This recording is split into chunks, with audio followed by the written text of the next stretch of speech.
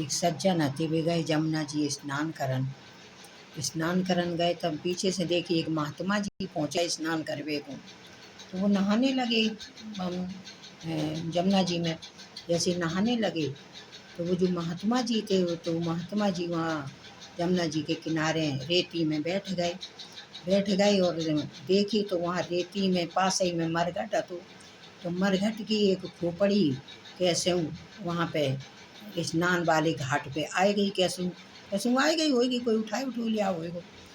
तो वह खोपड़ी को उठाए के महात्मा जी बाय देखन लगे बड़े निगाह से, ऐसे पढ़न से लगे बा में। तब जब वे पढ़े बाए खोपड़ी को, तो वे सज्जन हंसन लगे जो नहाए रहे थे पास में।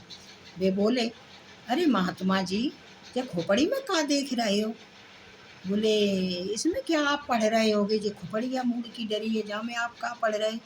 बोले, इसमें ये लिखा है इस खोपड़ी में कि अभी कर्म बाकी है। तो बोलने की या तो भी सज्जन हंसन लगे जो उन्हें स्नान करन गए थे।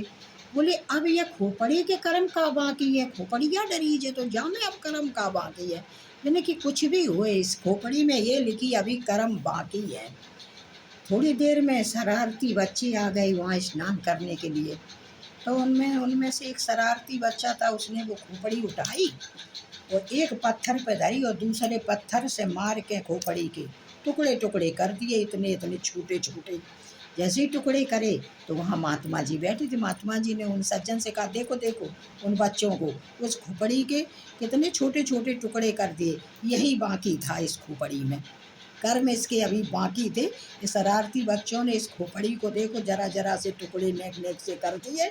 इसका मतलब इसके अभी इसने इतना बुरा कर्म किया था कि इसकी खोपड़ी भी फोड़ी जा रही है आज तक।